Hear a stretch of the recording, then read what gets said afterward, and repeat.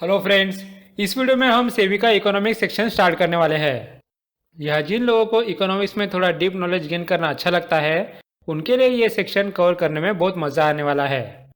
यहाँ आप सिलेबस में देख सकते हो कि कितने कॉम्प्लिकेटेड थेरीज पूछे हैं जो आरबीआई के इकोनॉमिक्स एंड सोशल इश्यूज के सेक्शन में नहीं पूछे थे। बट डोंट वरी फ्रेंड्स, ये थेरीज बस दिखने में कॉम्प्लिकेटेड दिखती है, लेकिन इमेजेस की मदद से मैं आपको बहुत ईजी लैंग्वेज में समझाऊंगा। सो फ्रेंड, चलिए हमारी एक्साइटिंग जर्नी स्टार्ट करते हैं डिमांड एंड सप्लाई से। यहाँ सबसे पहले देखते हैं कि ये डिमांड और सप्लाई का कंसेप्ट आया कहाँ से था। ये कंसेप्ट 1976 में लाया था एडम स्मिथ ने। यहाँ उन्होंने डिमांड और सप्लाई की मदद से मार्केट बिहेवियर समझने की बात की। उसे वो invisible hand of free market बोलते थे। लेकिन वहाँ कंडीशन ये थी कि मार्केट फ्री होना चाहिए और गवर्नमेंट ने मार्केट में कुछ भी रेस्ट्रिक्शन नहीं रखने चाहिए। यहाँ तक कंसेप्ट क्लियर है। So the law of supply and demand is actually an economic theory that was popularized by Adam Smith in 1776. The principle of supply and demand have been shown to be very effective in predicting market behavior. Smith referred to them as invisible hand that guides a free market. However, if the economic environment is not a free market, supply and demand are not nearly as influential. Example, in socialist economic systems, the government typically set prices for communities regardless of the supply or demand conditions. अब friends, हम law of demand समझते हैं। देखो, law of demand हमें ये बताता है कि प्रोडक्ट की डिमांड प्राइस से चेंज होती है। मतलब अगर प्राइस ज़्यादा रही, दैट इज़ P1, फिर डिमांड कम रहेगी और लोग कम क्वांटिटी बाय करेंगे, दैट इज़ Q1। उसी तरह अगर प्राइस कम रही, विच इज़ P2, तो डिमांड ज़्यादा रहेगी और लोग ज़्यादा क्वांटिटी बाय करेंगे, दैट इज़ Q2। सो आप कॉन्सेप्ट समझ रहे हो। So the law of demand holds that the demand for a product changes inversely to its price all else been equal. In other words, the higher the price, the lower the level of demand. Here, because buyers have finite resources, their spending on a given product or commodity is limited as well. So higher prices reduce the quantity demanded. Here, conversely, demand rises as the product becomes more affordable. As a result, demand curves slope downward from left to right. Next, law of demand में एक income effect होता है, वो देखते हैं। हमने देखा था कि प्राइस P1 रही तो लोग Q1 क्वांटिटी खरीदते हैं। लेकिन सोचो कि लोगों की इनकम बढ़ गई, फिर उनकी परचेसिंग पावर बढ़ जाएगी, उससे वो ज़्यादा क्वांटिटी खरीदेंगे और प्रोडक्ट की डिमांड बढ़ेगी। इसलिए डिमांड कर्व अपर डायरेक्शन या राइट साइड में शिफ्ट होगा। इसे हम कहते हैं इनकम इफेक्ट। उसका अपोजिट भी हो सकता है। अगर इनकम कम हो गई तो फिर डिमांड कर्व डाउनवर्ड डायरेक्शन में शिफ्ट होगा। Okay, so the changes in demand levels as a function of a product price relative to the buyers income और resources are known as the income effect. The income effect describes how an increase in income can change the quantity of goods that consumers will demand for so called normal goods. As income rises, so thus the demand for them and vice versa. Next friends, law of demand निकालने में कुछ assumptions लिए गए हैं। उन assumptions के बिना law of demand satisfy नहीं हो सकता। सबसे पहला अजम्पशन है कि प्रोडक्ट एक ही टाइप और एक ही प्राइस में सेल किया जा रहा है। मतलब अगर टीवी है, फिर वो अलग अलग टाइप के नहीं होने चाहिए, एक ही प्रोडक्ट होना चाहिए। नेक्स्ट, ये अज्यूम किया है कि प्रोडक्ट एक एसेंशियल नेसेसिटी नहीं रहनी चाहिए। फॉर एग्जाम्पल फूड, यहाँ टीवी का प्रोडक्ट चलेगा क्योंकि वो एक ज़रूरी चीज़ नहीं है। समझ रहे हो। और लास्ट में ये अज्यूम किया गया है कि प्रोडक्ट का कोई सब्स्टिट्यूट नहीं होना चाहिए। So a pure example of demand model assumes a several conditions. First, the product differentiation does not exist. There is only one type of product sold at a single price to every consumer. Second, in the closed scenario, the item in the question is a basic want and not an essential human necessity such as food. Although having a TV provides a definite level of utility, it is not an absolute requirement. Third, the good does not have a substitute and consumers expect the prices to remain stable into the future. Next friends, law of demand में कुछ exemptions है। सबसे पहला है Giffen goods. Giffen goods का मतलब होता है वेरी लो प्राइस गुड्स या इन्फीरियर गुड्स, जैसे कि राइस, व्हीट, पोटैटो या फिर पब्लिक बस सर्विस वगैरह।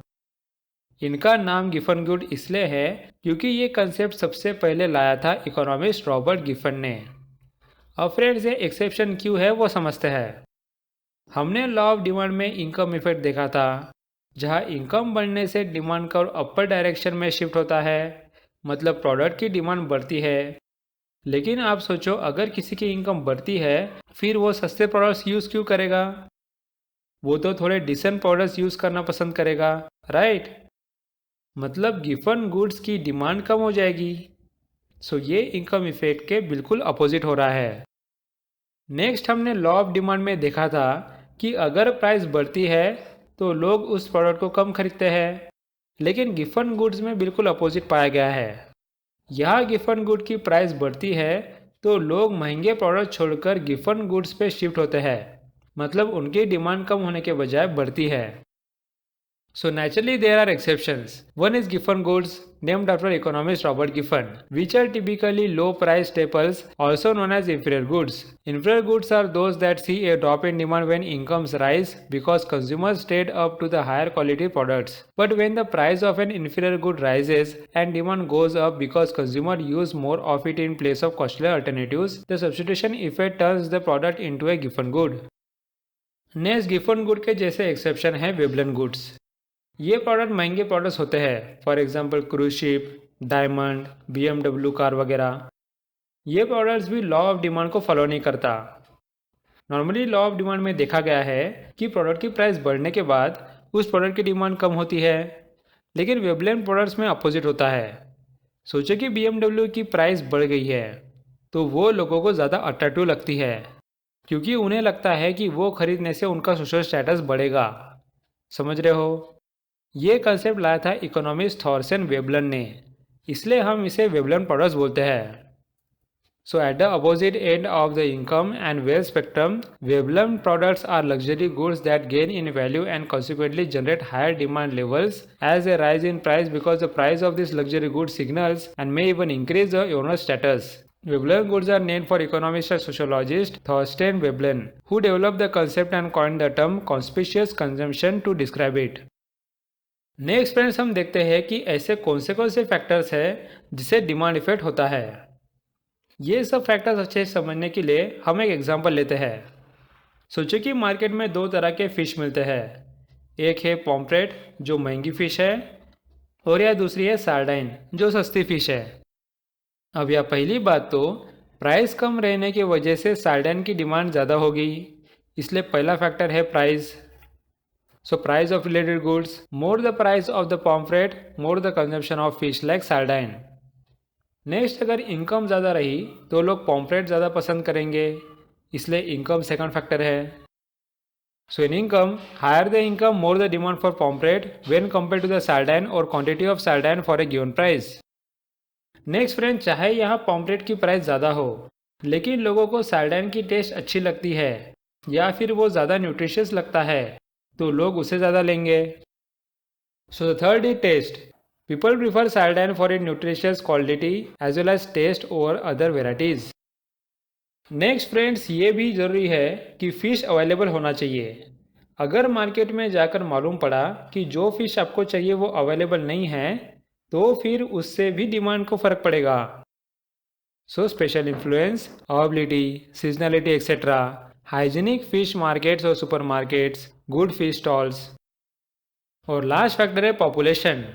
सीधी सी बात है, जितनी ज़्यादा आबादी होगी उतने ज़्यादा लोग फिश कंज्यूम करेंगे। सो population, increase in population increases consumption of fish. अब फ्रेंड्स, यहाँ हमारा डिमांड का टॉपिक कवर हो गया। नेक्स्ट हमें सप्लाई देखना है, लेकिन वो स्टार्ट करने से पहले मैं आपको डिमांड और सप्लाई का बेसिक डिफरेंस बताता हूँ। देखो, डिमांड कर्व में हम कभी भी कंज्यूमर के पर्सपेक्टिव से सोचते हैं कि प्राइस इंक्रीज हुई तो प्रोडक्ट्स खरीदने चाहिए या नहीं, लेकिन सप्लाई कर्व में हमें सप्लायर्स या प्रोड्यूसर के पर्सपेक्टिव से सोचेंगे। ये शॉपकीपर नहीं होगा यहाँ, बल्कि मैन्युफैक्चरर रहेगा। वो देखेगा कि प्राइस के बेसिस पे उसने प्रोडक्ट्स ज़्यादा मैन्युफैक्चर करने चाहिए या नहीं। ये सबसे बेसिक डिफरेंस होता है फ्रेंड्स। अगर आपने इसे याद नहीं रखा तो डिमांड सप्लाई कर्व आपको कभी अच्छे से नहीं समझेगा। Okay, So this is actually one of the most important differences between the supply curve and the demand curve. Whereas supply graphs are drawn from the perspective of the producer, demand is portrayed from the perspective of the consumer. So friend चलिए अब हम producer के perspective से law of supply समझते हैं। इसमें price और quantity का डायरेक्ट रिलेशन होता है। मतलब अगर प्रोडक्ट की प्राइस बढ़ती है तो फिर सप्लायर को ज़्यादा प्रॉफिट कमाने की अपॉर्चुनिटी मिलती है, इसलिए वो ज़्यादा प्रोडक्ट्स की क्वांटिटी प्रोड्यूस करता है। उसी तरह इसका अपोजिट भी होगा। अगर प्राइस कम हुई तो प्रोड्यूसर को इंसेंटिव नहीं है, मतलब वो कम प्रोडक्ट प्रोड्यूस करेगा। क्लियर है? So the law of supply relates price changes for a product with the quantity supplied. In contrast with the law of demand, the law of supply relation is direct, not inverse. The higher the price, the higher the quantity supplied. Lower the prices means reduce supply. All else held equal. Higher prices gives suppliers an incentive to supply more of the product or commodity, assuming their costs aren't increasing as much. Lower prices result in a cost squeeze that curbs supply. As a result, supply slopes are upwardly sloping from left to right. Next हम देखेंगे कि law of supply में क्या assumption लिया है। यह assume किया गया है कि प्रोड्यूसर प्राइस टेकर है, मतलब वो मार्केट के प्राइस के बेसिस पे अपना प्रोडक्शन चेंज करता है। वो अपने हिसाब से मार्केट में प्राइस नहीं रख सकता। यानी इन शॉर्ट ये बोला गया है कि प्रोड्यूसर का मार्केट में मोनोपोली नहीं है, जिससे वो खुद से प्राइस डिसाइड नहीं कर सकता। So an underlying assumption of the theory lies in the producer taking on the role of the price taker. Rather than dictating price of the product, this input is determined by the market and suppliers only face the decision of how much to actually produce given the market price. Similar to the demand curve, the optimal scenario are not always the case, such as in monopolistic markets. अब next देखेंगे कि कौन कौन से factor supply को effect करते हैं। सबसे पहली बात तो प्रोडक्शन कॉस्ट कम होनी चाहिए। अगर प्रोडक्शन कॉस्ट सेलिंग प्राइस से ज़्यादा रहता है तो कोई भी प्रोड्यूस नहीं करेगा। उसके बाद प्रोडक्शन कॉस्ट कम करने के लिए प्रोड्यूसर टेक्नोलॉजी का भी यूज़ कर सकते हैं, सो वो भी एक सप्लाई का फैक्टर रहेगा। देन उस प्रोडक्ट के लिए सेलर्स में कितना कंपटीशन है उस पर भी सप्लाई डिपेंड करेगा। और लास्ट में गवर्नमेंट ने बिजनेस पे कितने टैक्सेस लगाए वो भी डिपेंड करेगा। So in industries where suppliers are not willing to lose money, supply will tend to decline towards zero at product prices below production cost. With improvements in technology, the supplier may be able to reduce the cost of production. Price elasticity will also depend on the number of sellers, their aggregate productive capacity, how easily it can be lowered or increased, and the industry's competitive dynamics. Taxes and regulation may matter as well. अब हम समझेंगे equilibrium का concept. ये ऐसा point होता है जिसमें demand curve और सप्लाई कर्व मीट होते हैं। इस पॉइंट का मतलब ये होगा कि जितनी डिमांड है उतना सप्लाई मिल रहा है। इस पॉइंट का जो प्राइस होता है उसे हम इक्विलिब्रियम प्राइस या मार्केट क्लियरिंग प्राइस बोलेंगे। और यहाँ ये बात समझना ज़रूरी है कि इस पॉइंट पे इकोनॉमी सबसे अच्छी चल रही है। अगर इस पॉइंट से कुछ भी डेविएशन होगा तो वो इकोनॉमी को लॉस माना जाएगा, और उस डेविएशन की वजह से जो लॉस होता है उसे हम डेड वेट लॉस बोलते हैं। क्लियर है? So also called a market clearing price, the equilibrium price is the price at which the demand matches supply, producing a market equilibrium acceptable to buyers and sellers. At the point where an upward sloping supply curve and a downward sloping demand curve intersect, supply and demand in terms of quantity of goods are balanced, leaving no surplus supply on unmet demand. The level of the market clearing price depends on the shape and position of the respective supply and demand curves, which are influenced by numerous factors. Deviations from this point result in an overall loss to the economy, commonly referred to as deadweight loss. Next एक concept समझते हैं, price elasticity of demand. यहाँ price elasticity का मतलब होता है कि price change होने से डिमांड और सप्लाई में कितना चेंज आया। अगर प्राइस चेंज होने पर डिमांड पे ज़्यादा चेंज नहीं आ रहा है तो हम उसे लो प्राइस इलास्टिसिटी बोलते हैं, और अगर प्राइस चेंज होने से डिमांड में सिग्निफिकेंट चेंज दिख रहा है तो उसे हम हाई प्राइस इलास्टिसिटी बोलेंगे।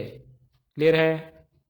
So the degree to which the changes in the price translate into changes in demand and supply is known as the product's price elasticity. Demand for basic necessities is relatively inelastic, meaning it is less responsive to changes in their price. The products with high price elasticity of demand will see wider fluctuations in demand based on the price. In contrast, basic necessities will be relatively inelastic in price because people cannot easily do without them, meaning demand will change less relative to changes in the price. So friends, या हमने demand and supply का topic cover कर लिया। So thanks for watching and meet you in the next video.